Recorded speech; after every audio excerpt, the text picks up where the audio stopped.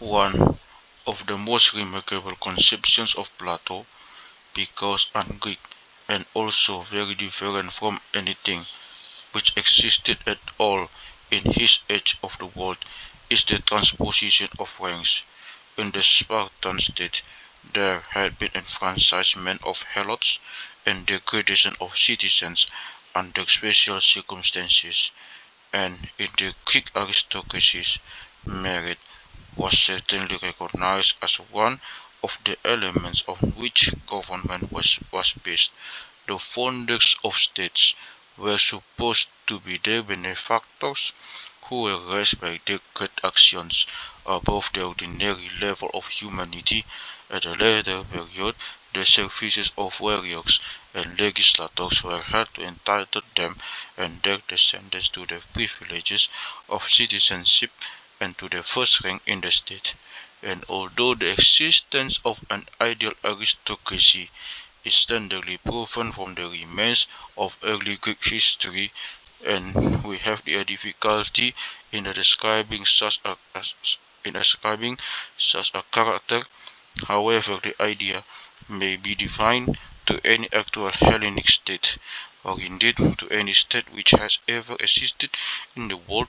Still, to be ruled to be the best was certainly the inspiration of philosophers who probably accommodated a good deal their views of primitive history to their own notions of good government. Plato further insists on applying to the guardians of his state a series of tests by which all those who fell short of a fixed standard were either removed from the governing body or not admitted to it, and this academic discipline did to a certain extent prevail in Greek states, especially in Sparta. He also indicates that the system of caste, which existed in a great part of the ancient and is by no means extinct in the modern European world, should be set aside from time to time in favor of merit. He is aware how deeply the greater part of mankind resent any interference with the order of society, and therefore he proposes this novel idea in the form of what he himself calls a monstrous fiction. Compare the ceremony of preparation for two great waves in Book 5. Two principles are indicated by him. First, that there is a distinction of ranks dependent of circumstances prior to the individual. Second, that this distinction is and ought to be broken through by personal qualities. He adapts mythology like the Homeric poems to the wants of the state, making the Phoenician table and vehicle of his ideas. Every Greek state had a myth respecting its own origin. The Platonic Republic may also have a tale of earthborn men. The gravity and verisimilitude with which the tale is told and the analogy of Greek tradition as a sufficient verification of the monstrous falsehood. Ancient poetry had spoken of a gold and silver and brass and iron age succeeding one another, but Plato supposes these differences in the natures of men to exist together and in a single state. Mythology supplies a feature under which the lesson may be taught, as Phytagoras says. The myth is more interesting and also enables Plato to touch lightly on new principles without going into details. In this passage, he shadows forth a general truth, but he does not tell us by what steps the transposition of ranks is to be effected. Indeed, toward the Republic he allows the lower ranks to fade into the distance. We do not know whether they are to be carry arms, and whether in the fifth book they are or are not included in the communistic regulations respecting property and marriage. Nor is there any use in arguing strictly either from a few chance words or from the silence of Plato, or drawing inferences which were beyond his vision. Aristotle, in his criticism on the position of the lower classes, does not perceive that the poetical creation is like the air, invulnerable, and cannot be penetrated by the shafts of his logic. Paul 2. 6. Two paradoxes which strike the modern reader as in the highest degree fanciful and ideal, and which suggest to him many reflections, are to be found in the third book of the Republic. First, the great power of music, so much beyond and any influence which is experienced by us in modern times, when the art of science has been far more developed and has found the secret of harmony as well as of melody. Secondly, the infinite and almost absolute control which the soul is supposed to exercise over the body. In the first, we suspect some degree of exaggeration, such as we may also observe among certain masters of the art, not unknown to us at the present day. With this natural enthusiasm, which is felt by a few only, there seems a mingled in Plato a sort of Pythagorean reference for numbers and numerical proportion, to which Aristotle is a stranger. Intervals of sound and number are to him sacred things, which have a law of their own, not dependent on variations of sense. They rise above sense and become a connecting link with the world of ideas. But it's evident that Plato is describing what to him appears to be also a fact. The power of a simple and characteristic melody of the impressible mind of the Greek is more than we can easily appreciate. The fact of national airs may bear some comparison with it, and besides all this, there is a confusion between the harmony of musical notes and the harmony of soul and body, which is so potentially inspired by them. The second paradox leads up to some curious and interesting questions. How far can the mind control the body? Is the relation between them one of mutual antagonism or of mutual harmony? Are they two or one, and is either of them the cause of the other? May we not at times drop the position between them and the mode of describing them, which is so familiar to us and yet hardly conveys any precise meaning, and try to view the composite creature, man, in a more simple manner? Must we not at any time, at any rate, admit that there is in human nature of a higher and a lower principle, divided by no distinct line, which at times break asunder and take up arms against one another, or again they are reconciled and work together, either unconsciously in the ordinary walk of life, or unconsciously in the pursuit of some noble aim, to be attained not without an effort, but for which every thought and nerve are strained. And then the body becomes the good friend or ally or servant or instrument of the mind. And the mind has often the wonderful and almost superhuman power of banishing disease and weakness and calling out a hidden strength. Reason and desires, the intellect and the sense are brought into harmony and obedience, so as to form a single human being. They are ever parting, ever meeting, and the identity of diversity of their tendencies or operations is for the most part unnoticed by us. When the mind touches the body to the appetites, we acknowledge the responsibility of the one to the other. There is a tendency in us which says drink. There is another which says do not drink, it is not good for you, and we all of us know which is the rightful superior. We are also responsible for our health, although into this sphere there are some elements of necessity which may be beyond our control. Still, even in this management of health, care and thought continue to offer many many years and may make us almost very agents if we do not exact too much of ourselves, and we acknowledge that all human freedom is limited by the laws of nature and of mind. We are disappointed that Plato, in general condemnation which he passes on the practice of medicine prevailing in his own day, depreciates the effect of diet. He would like to have diseases of a definite character and capable of receiving a definite treatment. His faith of invalidism interfering with the business of life. He does not recognize that time is the great healer, both of mental and body disorders, that remedies which are gradual and proceed little by little are safer than those which produce sudden catastrophe.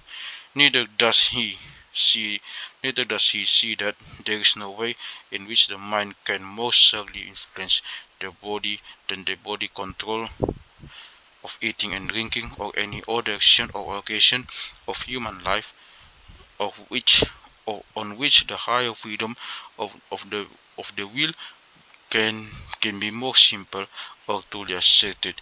Lesser matters of style may be remarked.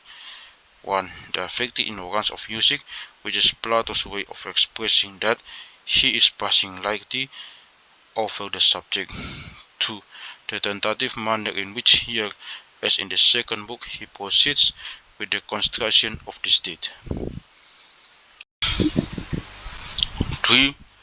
The description of the state, sometimes as a reality, and then again as a work of imagination only. These are the arts by which he sustains the reader's interest, connecting links or the preparation for the entire expulsion of the parts in Book 10. And the 5. The companion pictures of the lover of litigation and the valetudinarian, the satirical jest about the maxim of Phocylides, the manner in which the image of the gold and silver citizens is taken up into the subject, and the argument from the practice of Epicurus should not escape notice. Book 4. A demand to state. Suppose a person to argue, Socrates, that you make your citizens miserable, and this by their own free will. They are the lords of the city, and yet instead of having, like other men, lands and horses and money of their own, they live as mercenaries and are always mounting guard. You may add, I replied, that they receive no pay but only their food, and have no money to spend on a journey or a mistress. Well, and what answer do you give? My answer is that our guardians may or may not be happiest of men. I should not be surprised to find in the long run that they were, but this is not the aim of our constitution, which was designed for the good of the whole and not of any one part. If I went to a sculptor and blamed him to having painted the eye, which is the noblest picture of the face, not purple but black, he would reply, the eye must be an eye, and you should look at a statue as a whole. Now I can well imagine a fool's paradise in which everybody is eating and drinking, clothed in purple and fine linen, and potters lie on sofas, and have their will at hand, that they may work a little when they please, and cobblers and all the other classes of state lose their distinctive character, and the state may get on without cobblers, but when the guardians degenerate into boon companions, then the ruin is complete. Remember that we are not talking of peasants keeping holiday, but of a state in which every man is expected to do his own work. The happiness resides not in this or that class, but in the state as a whole. I have another remark to make. A middle condition is best for artisans. They should have money enough to buy tools, and not enough to visit independent of business? And will not the same condition be best for our citizens? If they are poor, they will be mean. If rich, luxury and lazy, and in neither case contented. But then, how will our poor city be able to go to war against an enemy who has money? There may be a difficulty in fighting against one enemy, against two where they will be done. In the first place, the contest will be carried on by trained warriors against well-to-do citizens, and is also regular a threat and an easy match for two stout opponents at least. Suppose also that before engaging we send ambassadors to one of the two cities, saying, "Silver and gold we have not. Do you help us and take our share of the spoil?" Who would fight against the lean, weary dogs, when they might join them, when they might join with them in preying upon the fated ship? But if many states join their resources, shall we not be in danger? I am used to hear you use the word state of any, but our own state. They are states, but not a state many one. For every state there are two hostile nations, rich and poor, which you may set one against the other. But our state, while she remains true to her principles, will be inferior the mightiest of Hellenistic states. To the size of the state, there is no limit but the necessity of the unity. It must be neither too large nor too small to be one. This is a matter of secondary importance, like the principle of transposition, which was intimated in the parable of the bondman. The meaning there implied was that every man should do that for which he was fitted, and be at one with himself, and then the whole city will be united. But all these things are secondary if education, which is the great matter, be duly regarded. When the will has once been set in motion, the speed is always increasing, and each generation improves upon the preceding, both in physical and moral qualities. The care of the governor should be directed to preserve music and gymnastics from innovation. Alter the songs of a country, Demon says, and you will soon end by altering its laws. The change appears innocent at first, and begins in play, but the evil soon becomes serious, working secretly upon the characters of individuals, then upon social and commercial relations, and lastly upon the institutions of a state, and there is ruin and confusion everywhere. But if education remains the established form, there will be no danger. A restorative process will be always going on. The spirit of law and order will raise up what has fallen down. Nor will any regulations be needed for the lesser matters of life, regardless of deportment or fashions of dress. Like for good or evil, education will correct deficiencies and supply the power of self-government. Far be it for us to enter into the particulars of legislation. Let the guardians take care of education, and education will take care of all other things. But without education, they may patch and mend as they please. They will make no progress, any more than a patient who thinks to cure himself by some favorite remedy, and will not give up his luxurious mode of living. If you tell such persons that they must first alter their habits, then they grow angry. They are charming people, charming, nay, the very reverse. Evidently, these gentlemen are not in your good graces, nor the state which is like them. And such states, there are which was ordained under penalty of death, that no one shall alter the constitution, and then suffer themselves to be flattered into and out of anything, and who indulges them and frowns upon them, is their leader and savior. Yes, the men are as bad as the state. But do you not admire their cleverness?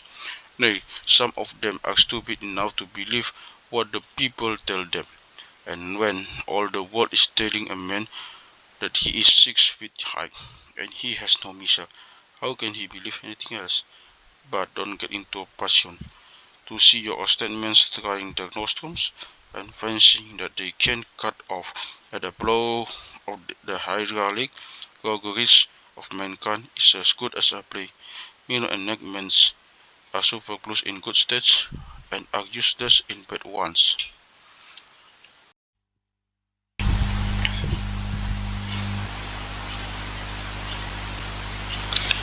The like and superficial manner in which religion is passed over provision has been made for two great principles.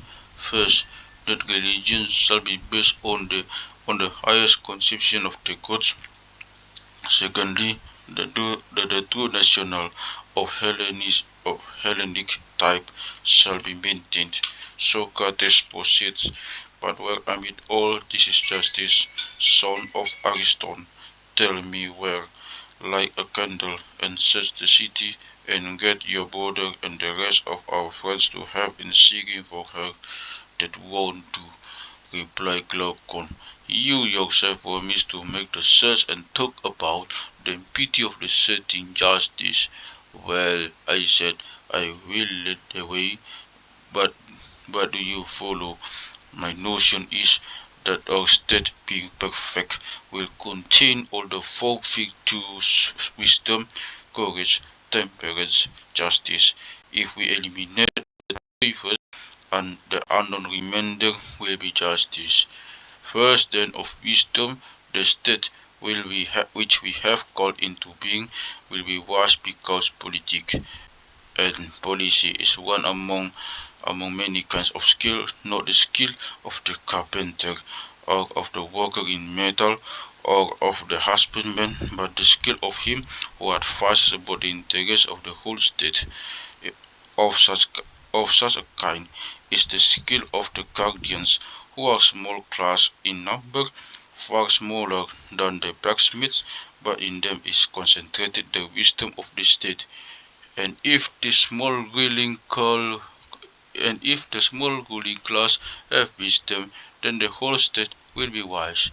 Our second feature is courage, which we have no difficulty in finding in another class, that of soldiers. Courage may be defined as a sort of salvation, the never failing salvation of the opinions which law and education have prescribed concerning dangers. You know the way in which the dyers first prepare the white ground, and they the dye of purple or of other color dyed in this way become fixed. No soap or lye will ever wash them out. Now the ground is education, the laws are the colors, and if the ground is properly light, never the soap of pleasure or no lye of vain or fear will ever wash them out. This power, which preserves right opinion about danger, I will ask you to call courage, adding to epithet political or civilized in order to distinguish it from mere animal courage and from a higher courage, which may hereafter be discussed. Two virtues remain, temperance and justice. More than preceding virtues, temperance suggests the idea of harmony. Some light is thrown upon the nature of this virtue by the popular description of a man as master of himself, which has an absurd sound because the master is also the servant.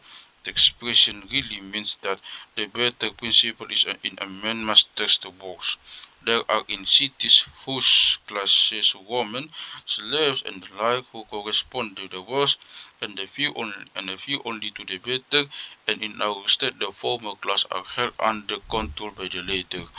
Now to which of these classes Close thus temperance belong to both of them, and our state, if any, will be the abode of temperance, and we were right in describing this virtue as a harmony which diffuse to the whole, making the dwellers in the city to be one of the mind, and attuning the upper and middle and lower classes like the strings and of an instrument, whether you suppose them to differ in wisdom, strength, or wealth. And now we are near the spot. Let us drown in and surround the cover and with watch with all our eyes, lest justice should slip away and escape. Tell me, if you see the thickest move works, nay, I would have you lead. Well then, offer up a prayer and follow. The way is dark and difficult, but we must push on. I begin to see a track. Good news, why Glaucon? Our dullness of sin is quite ludicrous. While we are straining our eyes into the existence, justice is stumbling out at our feet. We are as bad as people looking for a thing which they have in their hands. Have you forgotten our old principle of the division of labor, of every man doing in his own business, concerning which we spoke at the foundation of the state? What but what but what but this was justice? Is there any other virtue remaining which can complete with wisdom and temperance and courage in the scale of political virtue? For everyone having this own is the great object of the scale of political virtue. For everyone having his own is the great object of government, and the great object of trade is that every man should do his own business. Not that there is much harm in a carpenter trying to be a cobbler, or of a cobbler transforming himself into a carpenter, but great evil may arise from the cobbler leaving his boss and turning into guardian or legislator, or when a single individual is trainer, warrior, legislator all in one, and this evil is injustice of every man doing another's business. I do not say that as yet we are in a condition to arrive at a final conclusion, for the definition which we believe to hold good instead has still to be tested by the individual. Having read the large letters, we will now come back to the small. From the two together, a brilliant light may be struck out. Socrates was may be struck out. Socrates proceeds to discover the nature of justice by a method of residues. Each of the first three virtues corresponds to one of the three parts of the soul and one of the three classes in the state, although the third, temperance, has more of the nature of harmony than the first two. If there be a fourth virtue, that can only be sought for in the relation of the three parts in the soul or class in the state to one another. It's obvious and simple, and for that very reason has not been found out. The modern logician will be inclined to object that ideas cannot be separated like chemical substances, but that they run into one another and may be only different aspects of names of the same thing, and such in this instance appears to be the case.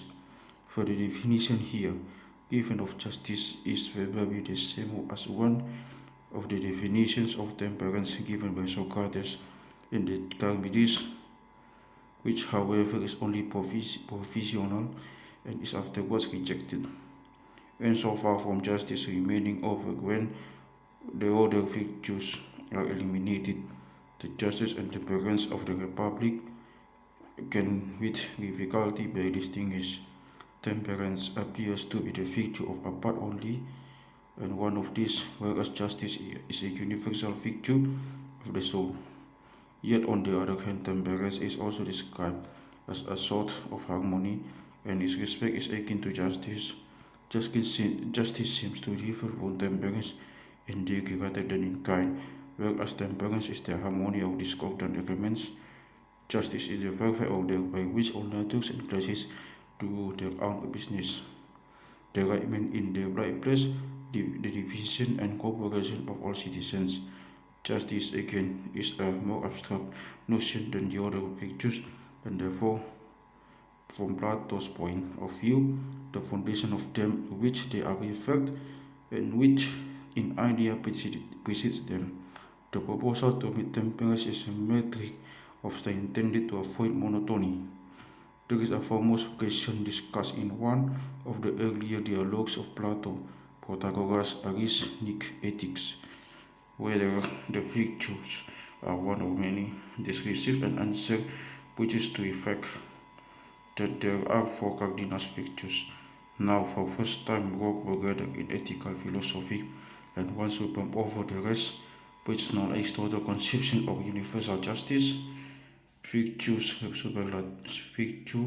relative to others, but the whole of virtue relative to the parts. To this universal conception of justice of the first education and in the moral nature of man, the still more universal conception of the good in the second education in the sphere of speculative knowledge seems to succeed.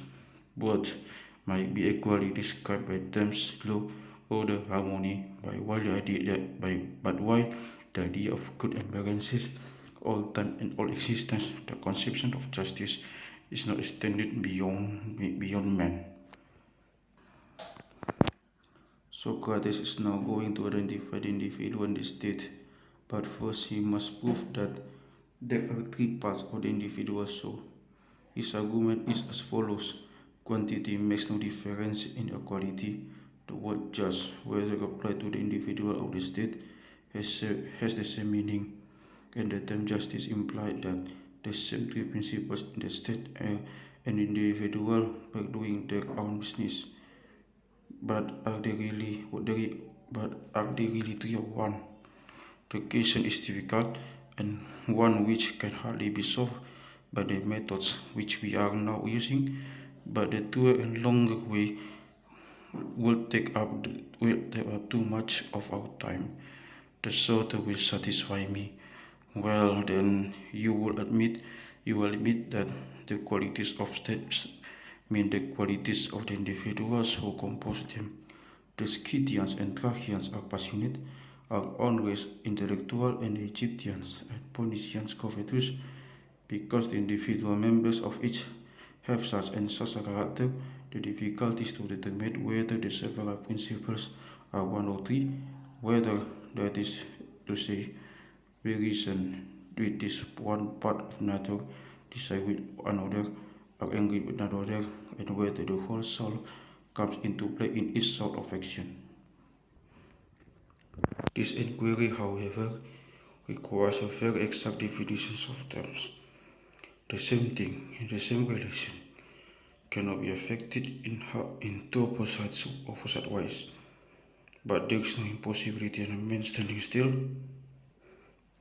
yet moving his arms, or in a thought which is fixed on one spot going round upon its axis. There is no necessity to mention all the possible exceptions.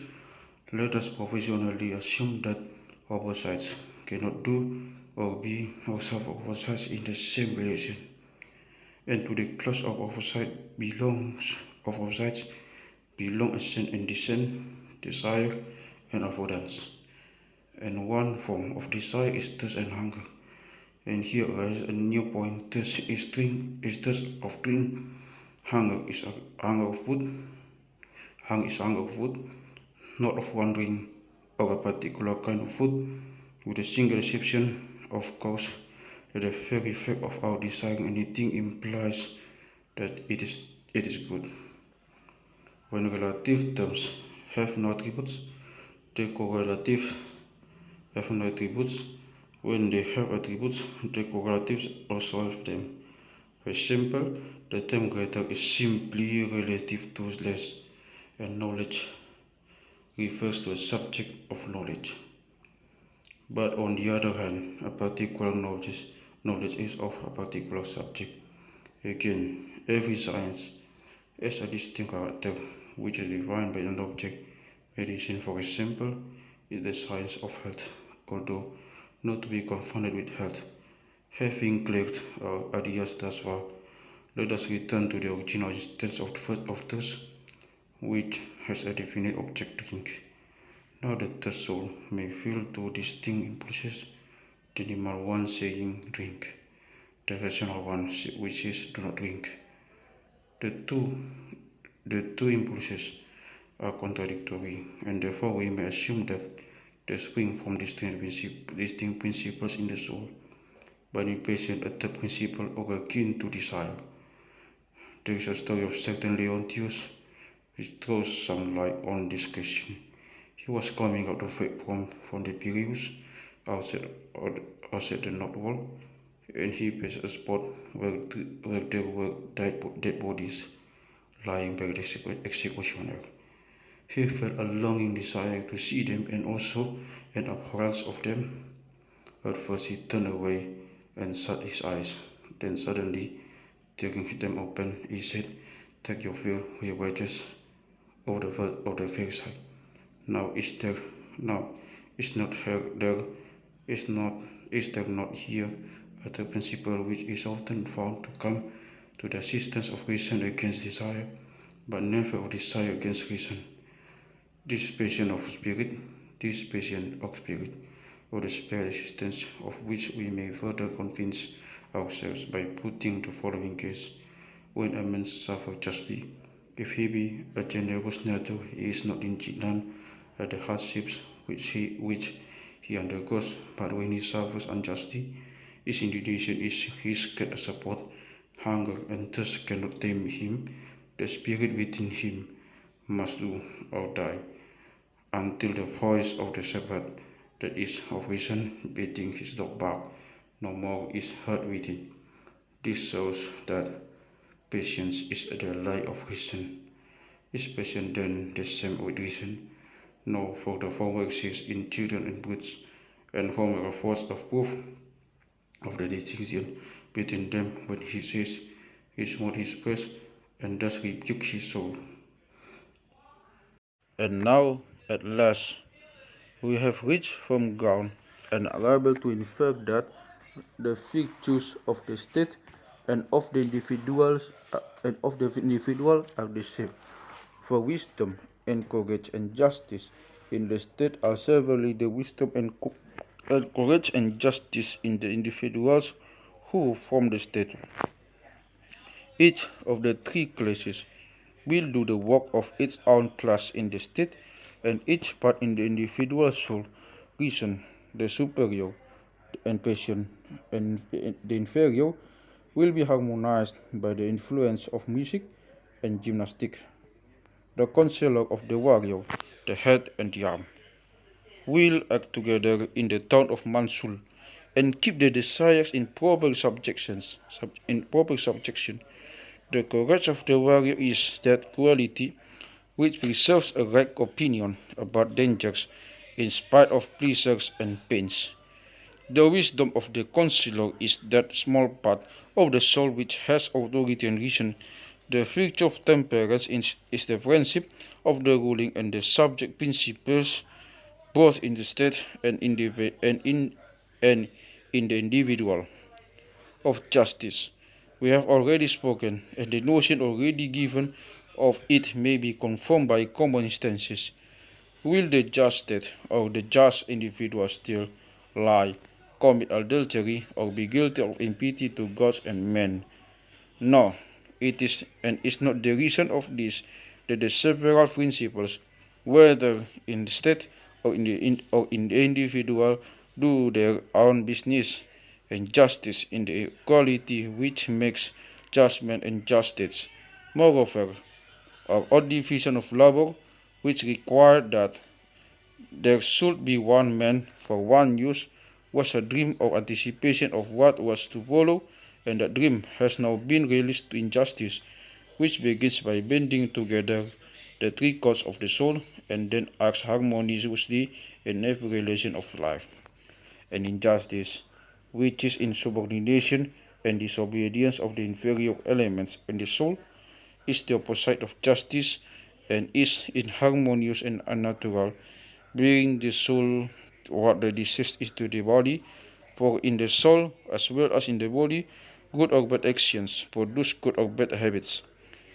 And virtue is the health and beauty and well-being of the soul, and vice is the disease and weakness of the and deformity of the soul. Again, the old question returns upon us. Is justice or injustice the more profitable? The question has become ridiculous, for injustice, like mortal disease, makes life not worth having. Come up with me to the hill which overhangs the city, and look down upon a single form of virtue, and the infinite forms of vice, among which are four special ones, characteristic both of states and of individuals. And the state which corresponds to the single form of virtue is that which we have been describing, wherein reason rules under one of two names, monarchy and aristocracy. Thus, there are five forms in all, both of states and of souls. In attempting to prove that the soul has three separate faculties, Plato takes occasion to discuss what makes difference of faculties, and the criterion which he proposes is difference in the work of the faculties. The same faculty cannot produce contradictory effects, but the path of early reasoners is beset by thorny entanglements, and he will not proceed a step without first cleaning the ground. This leads him into a tiresome digression, which intended to explain the nature of contradiction. First, the contradiction must be at the same time and in the same relation. Secondly, Neustranus' word must be introduced into either of terms in which the contradictory proposition is expressed. For example, thirst is of drink, not of one drink. He implies what he does not say, that if, by the advice of reason, or by the impulse of anger, a man is restrained from drinking, this proves that the thirst or desire under which this is included is distinct from anger and reason. But suppose that we allow the term thirst of desire to be modified and say an angry thirst or a vengeful desire. Then the two spheres of desire and anger overlap and become confused. This case, therefore, has to be excluded. And still, there remains an exception to rule in the use of the term good, which is always implied in the object of desire. There are the discussion of an age before logic, and anyone who is swearing by them should remember that they are necessary to the clearing up of ideas in the first development of the human faculties. The psychology of Plato extends no further than the division of the soul into the rational, irascible, and concupiscent elements, which, as far as we know, was first made by him and has been retained by Aristotle and succeeding ethical writers. The chief difficulty in this early analysis of the mind is to define exactly the place of the irascible faculty Greek, which may be variously described under the terms stratus, indignation, spirit, and passion.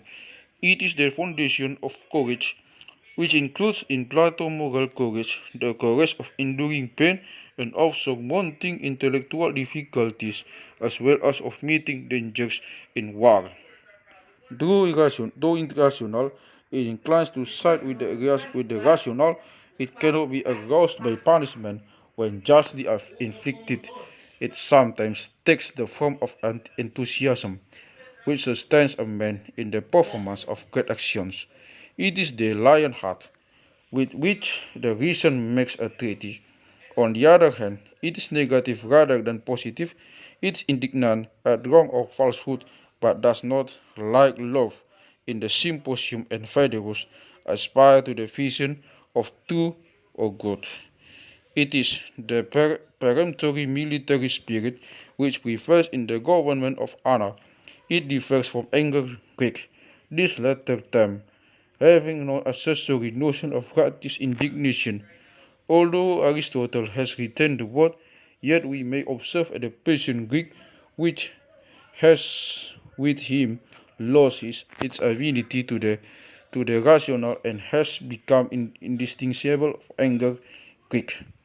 And to this vernacular you to this vernacular use Plato, Pla, into this in the vernacular use, Plato himself in the laws seems there to refer, though not always, by modern philosophy too, as well as in our ordinary conversation. The words anger or passion are employed almost exclusively in a bad sense. There is no connotation of or a just or reasonable cause by which they are aroused. The feeling of gratuitous indignation is too partial and accidental to admit of our regarding it as a separate virtue or habit. We are tempted also to doubt whether Plato is right in supposing that an offender, however justly condemned, could be expected to acknowledge the justice of his sentence. This is the spirit of a philosopher or martyr rather than of a criminal. We may observe how nearly Plato approaches Aristotle's famous thesis that good actions produce good habits. The words, as healthy practice Greek produce health, and so do just practices produce justice, have a sound very like the Nicomachean ethics, but we note also that an incidental remark in Plato has become a far-reaching principle in Aristotle and an inseparable part of a great ethical system.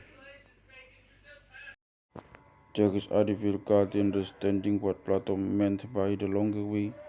He seems to intimate some metaphysics of the future, which will not be satisfied with agreeing from the principle of contradiction. In the sixth and seventh books, compared Socrates and Parmenides, he has given us a sketch of such metaphysics, but when Glaucon asks for the final revelation of the idea of good, he is put off with the declaration that he has not yet studied the preliminary sciences. How he would have filled up with it, how he would have filled up the sketch or argued about such questions from a higher point of view, we can only conjecture. Perhaps he hoped to find some a priori method of developing the past out of the whole, or he might have asked which of the ideas contains the other ideas and possibly have stumbled on the Hegelian identity of the ego and the universal, or he may have imagined that ideas might have been constructed in some manner analogous to the construction of figures and numbers in the mathematical sciences.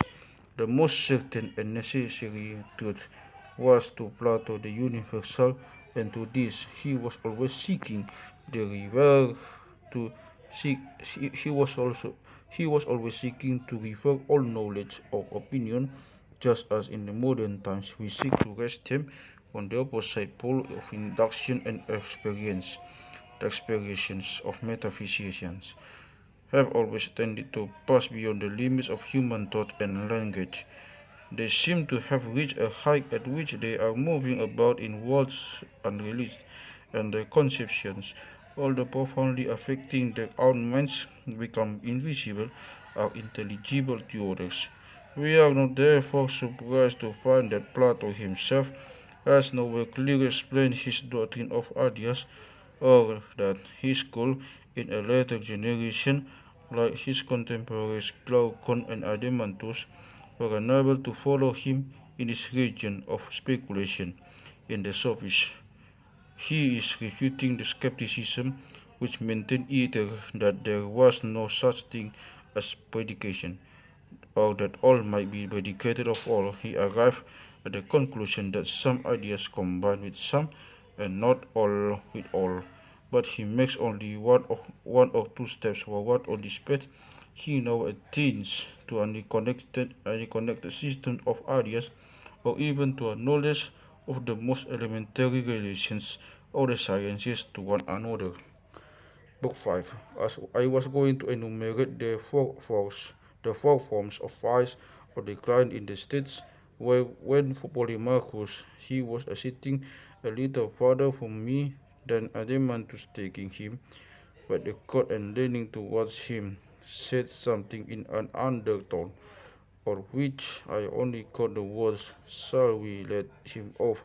"Certainly not," said Adeimantus, raising his voice. "Whom?" I said. "Are you not going to let off?" "You," he said. "Why? Because we think that you are not dealing fairly with us in omitting women and children, of whom we have silly disposed under the general formula that friends have all things in common. And was I not right? And was not I not right?" "Yes," he replied, "but there are many sorts of communism or community, and we want to know which of them is right." The company, as you have just heard, are resolved to have a further explanation. Thrasymachus said, "Do you think that we have come hither to dig for gold, or to hear your discourse?" "Yes," I said, but the course, yes, I said, but the discourse should be of a reasonable length."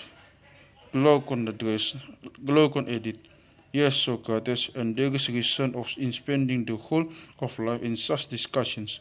But pray, without more ado, tell us how this community is to be carried out, and the subject has several difficulties. What is possible is the first question. What is desirable is the second. Fair not," he replied, "for you are speaking among friends."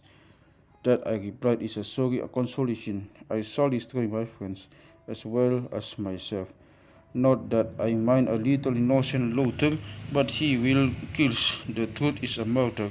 "Then," said Glaucon, lowering, "in case you should murder us, we will acquit you beforehand, and you shall be held free from the guilt of deceiving us." Socrates posits, "The guardians of our state are to be watchdogs, as we have already said. Now, dogs are not divided into his and she's. We do not take the masculine gender out to hunt and leave the females at home to look after the puppies. They have the same employments. The only difference between them is that one sex is stronger than the other weaker. If women are to have the same employments as men, they must have the same education. They must be taught music and gymnastics and the art of war.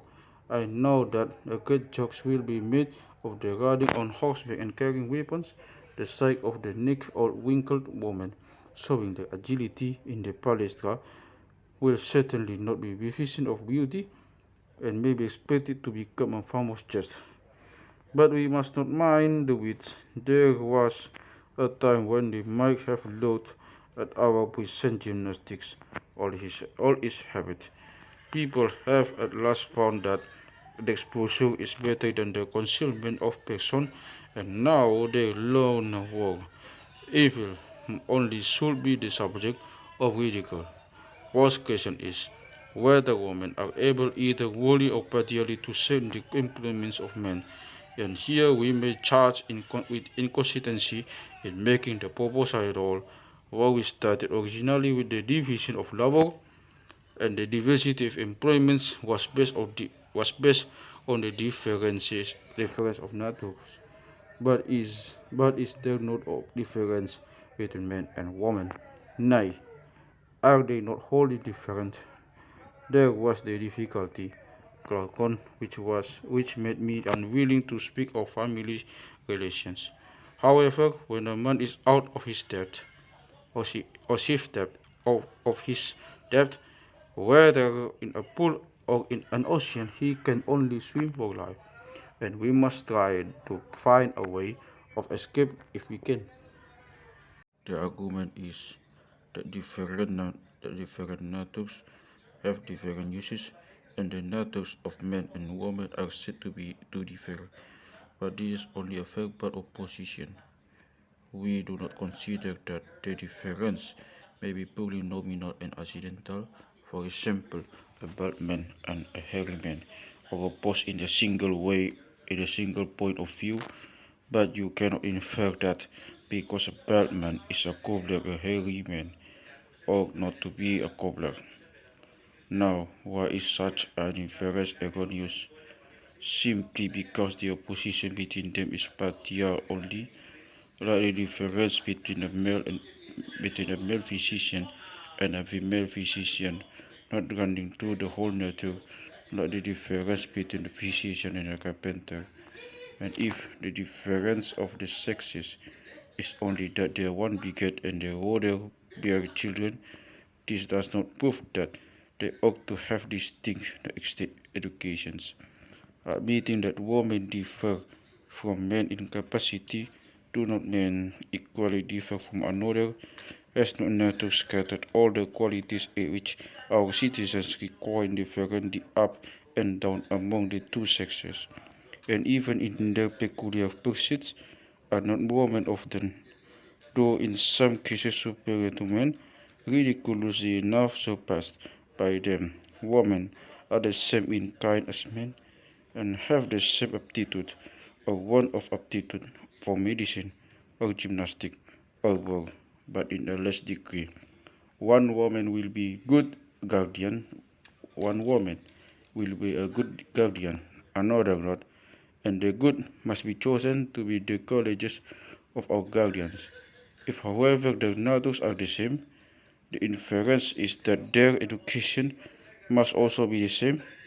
There is no longer anything unnatural or impossible in a woman learning music and gymnastics, and the education will we give them, which we give them will be the very best, far superior to that of cobblers, and will train up the very best woman, and nothing can be more advantageous to the state than this. Therefore, let them strip, clothed in their chastity, and serve in the toils of war, and in defense of their country. He who laughs at them is a fool for his pains. The first wave is past, and the argument is compelled to admit that men and women have common duties and pursuits. A second and greater wave is rolling in community of wives and children. Is this either expedient or possible? The expediency I do not doubt. I am not so sure of the possibility. Nay, I think that the considerable doubt will be entertained on both points. I mean to have escaped the trouble of proving the first, but as you have detected the little stratagem, I must even submit. Only allow me to feed my fancy like the solitaire in his walks, with dream of what might be, and then I will return to the question of what can be. In the first place, our rulers will enforce the law and make new ones where they are wanted, and their allies and ministries will obey. You, as legislator, have already selected the men, and now you shall select the woman. All the selection has been made. They will dwell in common houses and have their meals in common. It will be brought together by a necessity more certain than more certain than that of mathematics. But they cannot be allowed to live in licentiousness, that is an unholy thing which the rulers are determined to prevent. For the avoidance of these holy marriage festivals will be instituted, and their holiness will be in proportion to the usefulness. And here, Glaucon, I should like to ask, as I know that you are a breeder of birds and animals, do you not take the greater care in the mating? Certainly, and there is no reason to suppose that less care, is required in the marriage of human beings. But then our rulers must be skillful physicians of the state, for they will often need a strong dose of falsehood in order to bring about desirable unions between their subjects. The good must be paired with the good, and the bad with the bad. And the offspring of the one must be reared, and of the other destroyed. In this way, the flock will be served in prime condition. Hymeneal festivals will be celebrated at times fixed with an eye of to population, and the brides and bridegrooms will meet at them, and by ingenious system of lots the rulers will contrive that the brave and the fair come together, and that those of inferior breed are paired with inferiors, later which come to change what is really the invention of the rulers. And when children are born, the offspring of the brave and fair will be carried to an enclosure in a certain part of the city, and there attended by suitable nurses. The rest will be hurried away to place unknown. The mothers will be brought to the fold and recycle the children. Care, however, must be taken that none of them recognize their own offspring, and if necessary, other nurses may also be hired. The trouble of watching and getting up at night will be transferred to attendants. Then the wives of our guardians will have a fine easy time when they are having children. And quite right too, I said that they should. The parents ought to be in the prime of life, which for a man may be reckoned at 30 years, from 25 when he has passed the point at which the speed of life is greatest, to 55, and at 20 years for women, from 20 to 40. And anyone above or below those ages who practice hymeneal shall be guilty of impiety, also everyone who forms a marriage connection or at other times without the consent of the rulers.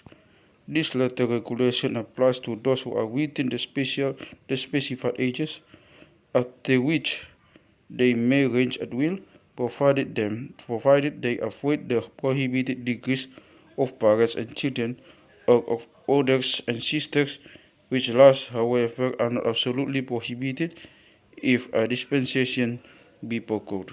But how shall we know the degrees of affinity when all things are common?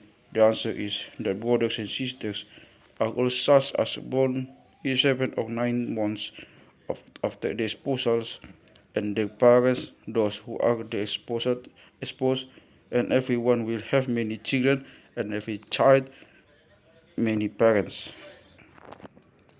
Socrates proceeds, I have now to prove that this seems inadvantageous and also consistent with our entire polity. The greatest good of a state is unity, the greatest evil, discord and distraction. And there will be unity where there are no private pleasures or pains or interests, where if one member suffers, all the members suffer. If one citizen is touched, all are quickly sensitive, and the, and the least heart to the little finger of the state runs through the whole body and fibers to the soul. From the true state, like an individual is injured as a whole when any part is affected. Every state has subjects and rulers, who in a democracy are called rulers, and in other states masters. But in our state there are called slavios and allies, and in the subjects, who in other states are termed slaves, are, are by us termed neuters and paymasters, and those who are termed comrades and colleagues in other places are by us called fathers and brothers.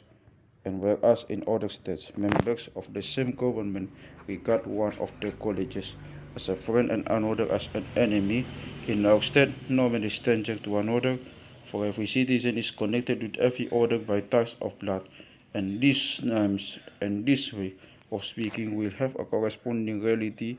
Brother, father, sister, mother, repeated from infancy in the ears of children, will not be mere words. Then again, the citizen will have all things in common, and having common property, they will have common pleasures and pains. Can Can there be strife and connection among those who are of one mind or lawsuits about property, when men have nothing but their bodies which they call their own, or suits about violence, when everyone is bound to defend himself? The permission to strike when insulted will be an antidote to the knife and will prevent the disturbances in the state. But no younger man will strike, an elder reverence will prevent him from laying hands on his kindred, and he will fear that the rest of the family may retaliate. Moreover, our citizens will be rid of the lesser evil of life. There will be no flattery of the rich, no sordid household tax, no borrowing, and no paying and not paying. Compared with the citizens of other states, our, will be Olympic victors and crowned with blessings greater still, they and their children having a better maintenance during life, and after that an honorable burial. Nor has the happiness of the individual been sacrificed to the happiness of the state. Our Olympic victor has not been turned into a cobbler, but he has a happiness beyond that of any cobbler.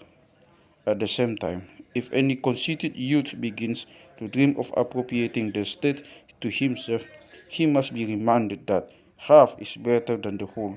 I should certainly advise him to stay where he is when he has the promise of such a breath.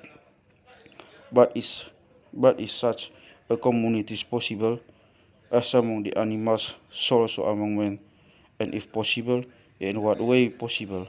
About war, there is no difficulty. The principle of communism is adapted to military service. Parents will take their children to look on at the battle, just as Potex boys are trained to the business by looking on at the wheel. And to the parents themselves, as to the other animals, the sight of their young ones will prove a great incentive to bravery. Young warriors must learn, but they must not but they must not run into danger, although a certain degree of risk is worth incurring when the benefit is great. The young creatures should be placed under the care of experienced veterans, and they should have wings, that is to say, swift and tractable steeds on which they may fly away and escape. One of the first things to be done is to teach a youth to ride. Cowards and deserters shall be degraded to the class of husbandmen. Gentlemen who allow themselves to be taken prisoners may be presented to the enemy. But what shall be done to the hero? First of all, he shall be crowned by all the youths in the army. Secondly, he shall receive the right hand of fellowship. And thirdly, do you think that there is any harm in his being kissed?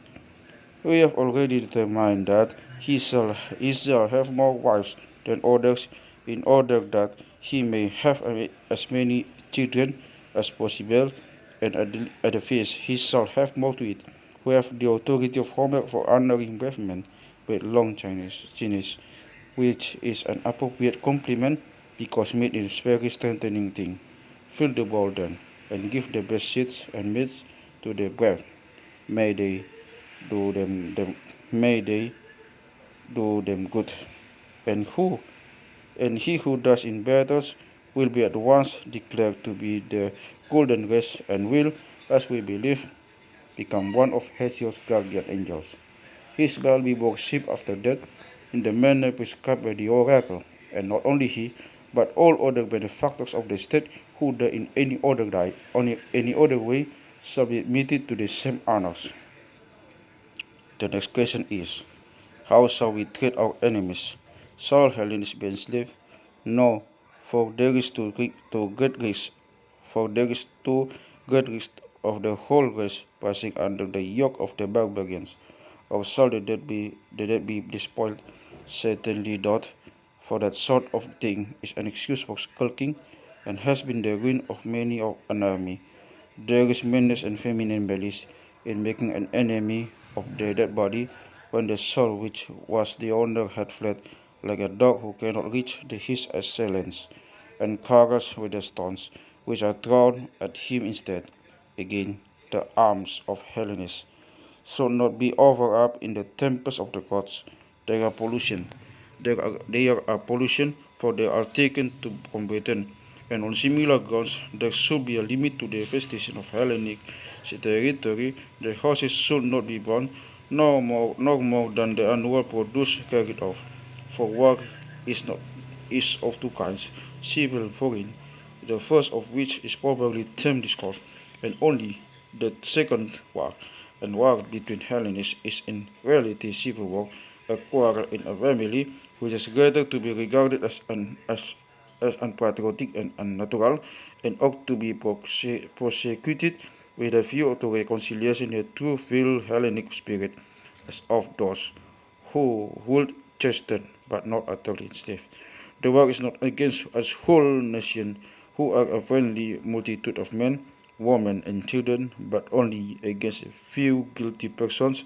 When they are punished, peace will be restored.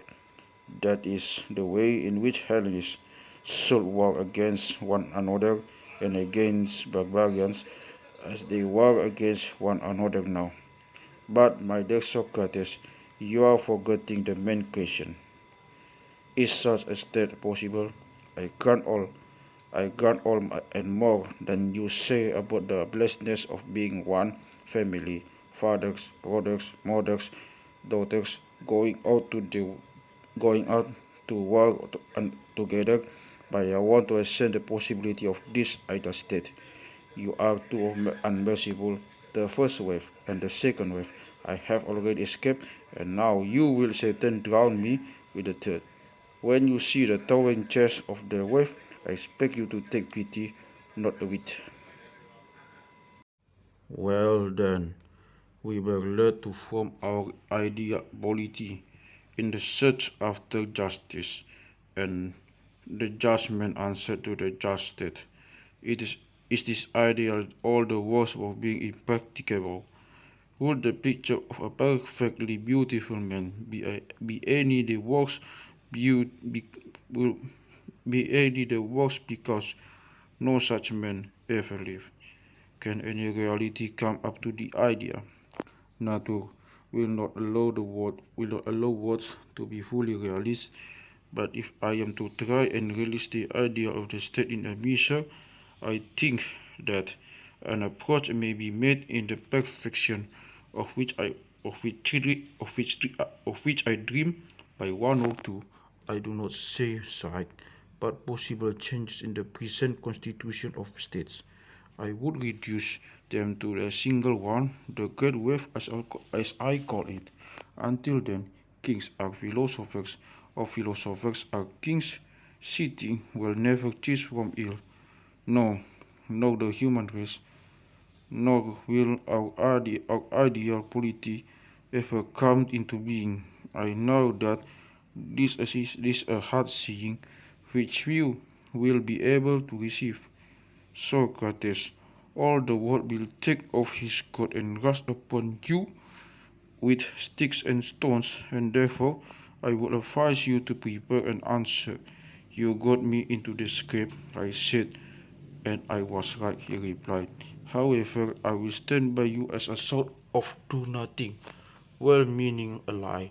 Having the help of such a champion, I will do my best to maintain my position.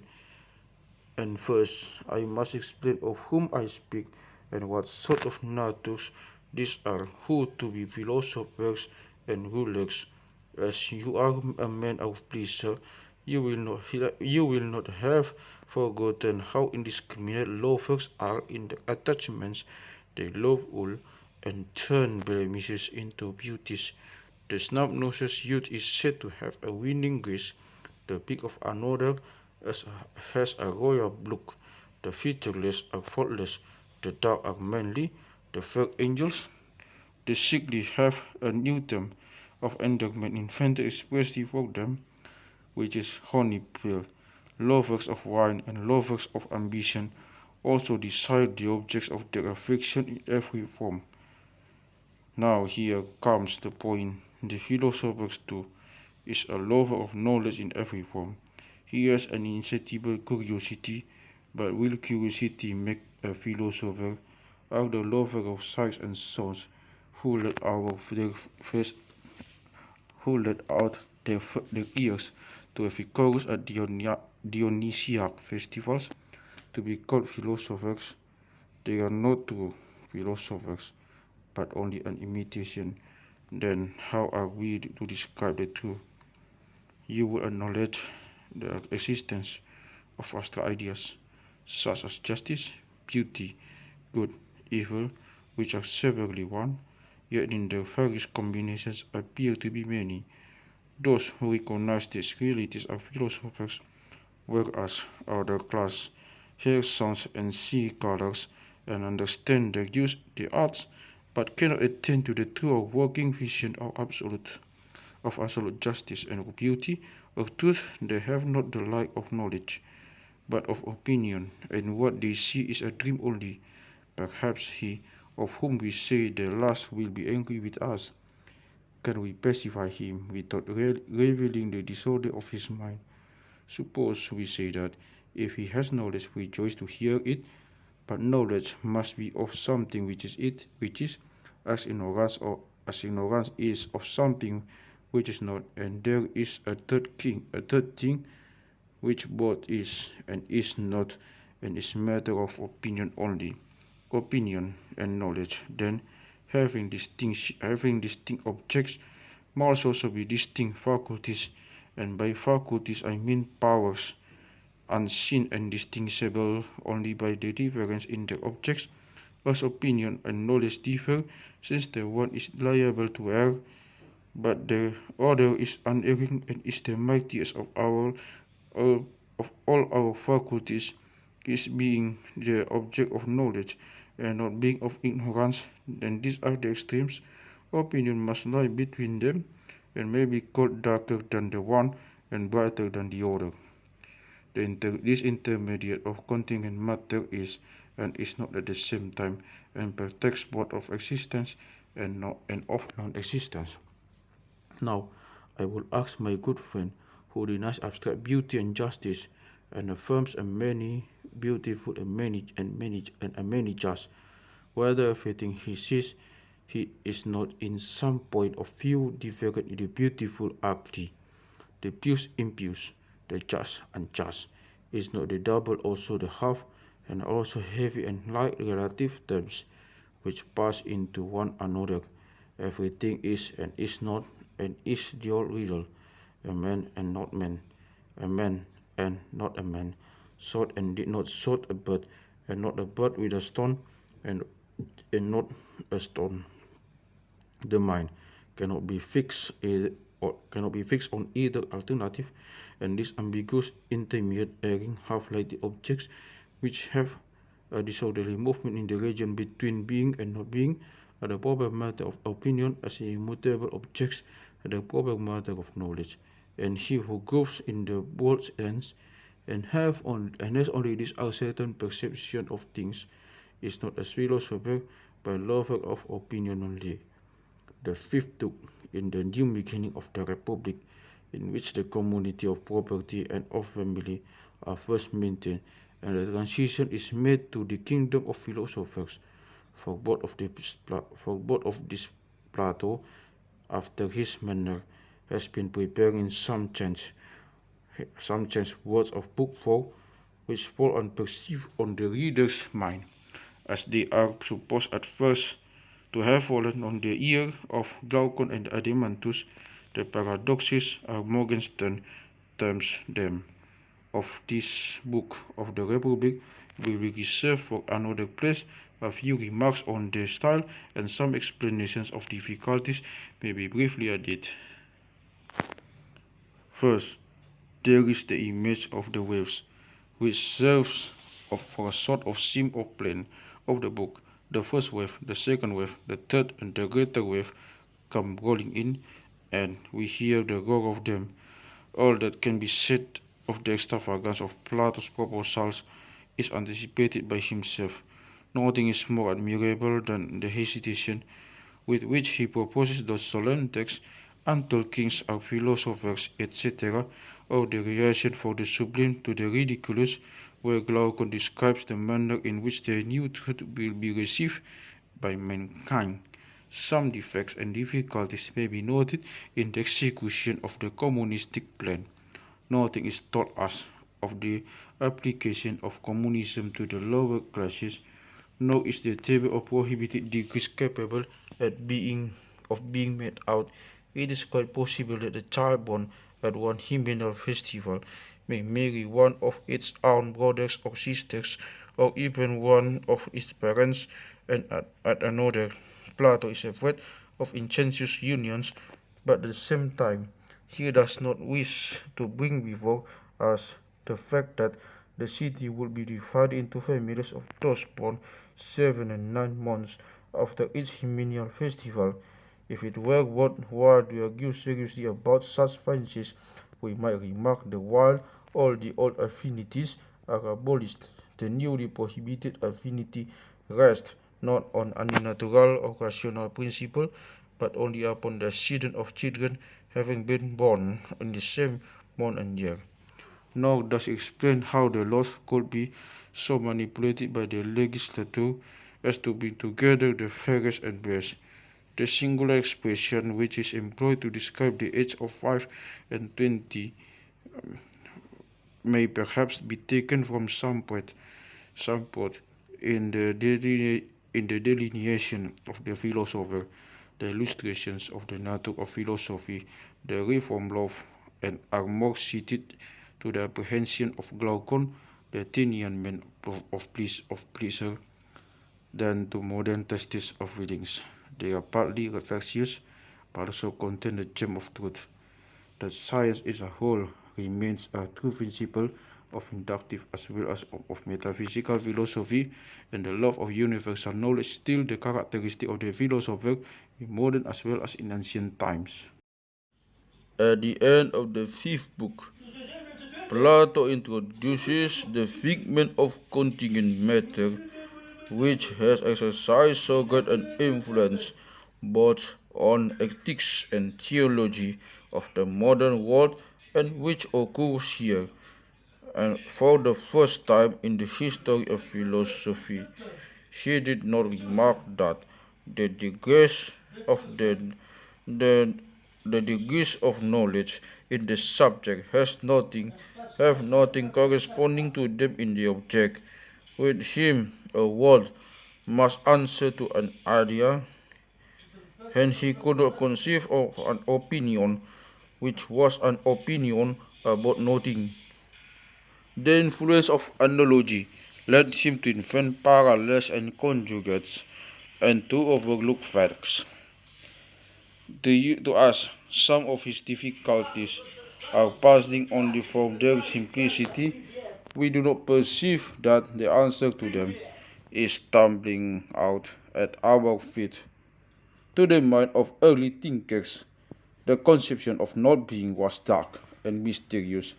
They did not see that this terrible apparition, which threatened destruction to all knowledge, was only a logical determination, the common term under which, through the accidental use of language, two entirely different ideas were included was another source of confusion. Thus, through the ambiguity of Greek Plato, attempting to introduce order into the first chaos of human thought, seems to have confused perception and opinion, and to have failed to distinguish the contingent from the relative. In the Theatus, the first of these difficulties begins to clear up. In the Sophist, the second.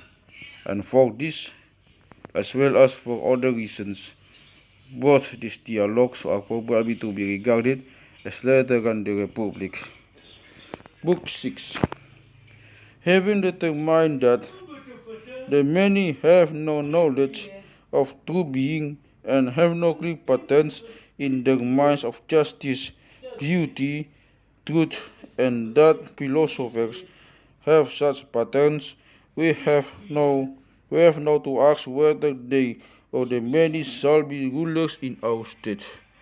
But Who can doubt that philosophers should be chosen if they have the other qualities which are required in a ruler? For they are lovers of the knowledge of the eternal and all and of all truth. They are haters of falsehood. Their inner desires are absorbed in the interest of knowledge.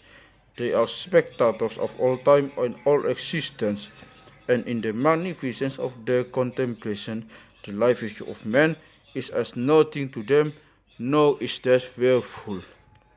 Also, they are of social, gracious disposition, equally free from cowardice and arrogance. They learn and remember easily. They have harmonious, well regulated minds. Truth flows to them sweetly by nature. Can the God of jealousy himself find any fault with such an assemblage of good qualities? Here Adeimantus interposes. No man can answer you, Socrates, but every man feels that. This owing to his own deficiency in argument. He is driven from one position to another until he has nothing more to say, just as unskillful player draws is reduced to his last move by a more skilled opponent, and yet all the time he may be right. He may know in this very instance that those who make philosophy the business of their lives generally turn out rogues if they are bad men and fools if they are good. What do you say? I should say that he is quite right. Then how is such an admission reconcilable with the doctrine that philosophers should be kings? I shall answer you in a parable which will also let you see how poor a hand I am at the invention of allegories. The relation of good men to their imperfections is so peculiar that in order to defend them I must take as an illustration from the world of fiction. Conceive the captain of a ship taller by a head and shoulders than any of the crew, yet a little deaf, a little blind, and rather ignorant of the seaman's art. The sailors want to steer, although they know nothing of the art, and they have a theory that it cannot be learned. If the helmet is refused them, they drag the captain's pocket, bind him hand and foot, and take possession of the ship. He who joins in the mutiny is termed a good pilot and what not. They have no conception that the true pilot must observe the winds and the stars and must be their master whether they like it or not. Such an one would be called by them fool, prater, stargazer. This is my parable, which I will beg you to interpret for me, for those gentlemen who ask why the philosopher has such an evil name, and to explain to them that not he, but those who will not use him, are to blame for his usefulness. The philosopher should not beg of mankind to be put in authority over them. The wise man should not seek the rich, as the proverb bids, but every man, whether rich or poor, must knock at the door of the physician when he has need of him. Now the part is the philosopher, he who in the parable calls stargazer and multitude sailors are the knob of politicians, by whom he is rendered useless. Not that these are the worst enemies of philosophy, who is far more dishonored by her own professing sons, when they are corrupted by the word. Need I recall the original image of the philosopher? Did we not say of him just now that he loved truth and hated falsehood, and that he could not rest in the multiplicity of phenomena but was led by a sympathy in his own nature to the contemplation of the absolute. All the virtues as well as truth, who is the leader of them, took up their abode in his soul. But as you were observing, if we turn aside to view their reality, we see that the persons who were thus described, with the exception of a small and useless class, are at the gods.